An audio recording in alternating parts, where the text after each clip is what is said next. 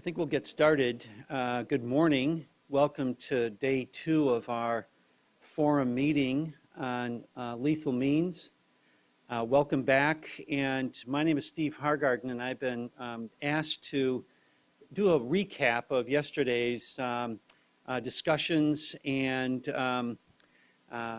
questions and answers and so forth that went on yesterday. And I'll be brief.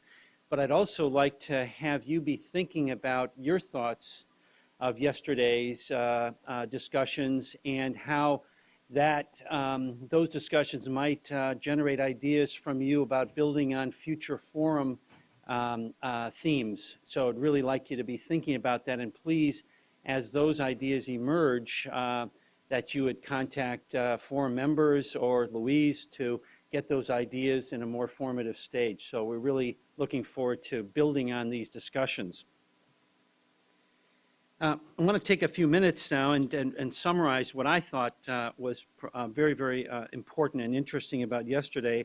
I think it's extremely important that we balance personalized stories that we receive from Fran and Kevin that are juxtaposed to the studies and graphs and the confidence intervals.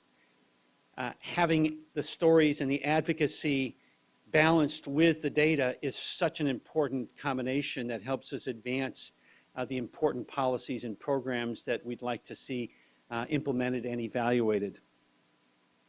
I wondered with Kevin's story how many times he and his family were touched by social service agencies, by police, emergency departments. I wondered how often was that happening, and when could that cycle have been broken earlier than when he was 19 and at the Golden Gate Bridge. So let's not forget the faces of violence, as Jim Mercy so eloquently showed in his excellent overview of our challenge of the burden of violence. I heard a future forum discussion in the morning of yesterday. Persuasive communication, persuasive dissemination, scaling up from what we know works. How do we do these activities? How do we do these activities well? I think is really an important area for us to think about. I was struck by the huge intersection between at-risk alcohol use and abuse and violence. Again, perhaps there's a forum on that very subject in the future. Injury prevention science, we're enlightened about youth access to lethal means. It was a great discussion about video games and violence leading to aggressive behavior, leading to carrying a gun, leading to using a gun. Injury prevention science informs us that when we should break this chain at its weakest link.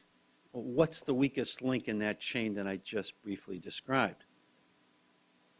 I learned a new descriptor yesterday, intimate terrorism. I've never heard that described, and it's so such a chilling way to describe that challenging area. Jeff Swanson led a great panel on point of access intervention, the Holy Grail, risk assessment that will inform access interventions. Every sector of civil society will benefit, including the community of parents and friends being pulled into that new policy that Shannon so nicely described that's being done in California. Means matter, and they determine outcomes. So some takeaways for me: we need standardized, quantifiable definitions and better data so that studies can be compared and rigorous evaluations can occur. We need to smoke out the sophist studies, as I like to call them, that are more interested in a political stand than in the truth. We need to engage sectors of civil society earlier, parents, healthcare teachers, police, for earlier risk identification. We need to better understand the evolution of an extremist youth becoming a violent extremist youth. The recruitment to extremism and radicalism, while legal, is getting younger and younger. Are there other sectors not here who should be pulled into the forum and discuss violence prevention? And we would welcome your suggestions. Perhaps there are some of you here in the room now to maybe make a comment or two about the recap from yesterday. So I invite you to speak about this at this point. We've got a few minutes before we start the regular portion of the forum. Any thoughts from those of you in the room today about yesterday's discussions? Andres? I just wanted to highlight some of the points that Dr. Westrike made in the afternoon about the lack of knowledge in regards to what legislative loops exist that lead to the, to the access to firearms.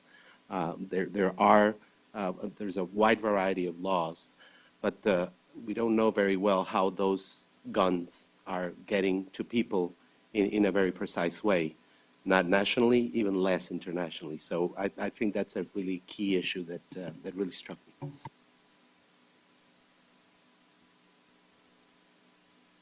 Other thoughts? If not, I'll turn it over to Shelley and we'll start the panels.